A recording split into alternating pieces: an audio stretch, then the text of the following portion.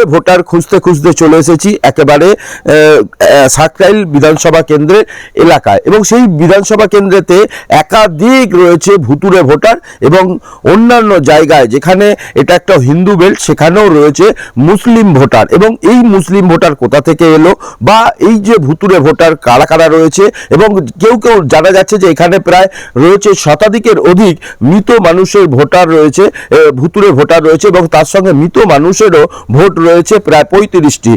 আপনার মায়ের আমি যেটা অভিযোগ পেলাম যে আপনার মা দীর্ঘ প্রায় কয়েক বছর আগে মারা গেছেন, এবং তার ফলেতে আপনারা আবেদন করেছেন, কোনো রকম কোনো সদুত্তর দেয়নি। 802 রয়েছে এই যে লতিকা পর্বত।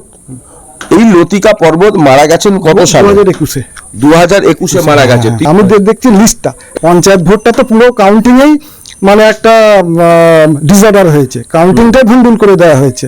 এখনো পর্যন্ত আমাদের এখানে 3 থেকে 4টে পঞ্চায়েতের পোস্ট ভ্যাকান্ট হয়ে আছে গ্রাম জিপির, সেখানে কোনো ডেভেলপমেন্টের কাজই হচ্ছে না, সেখানে কোনো ইলেক্টেড মেম্বার নেই।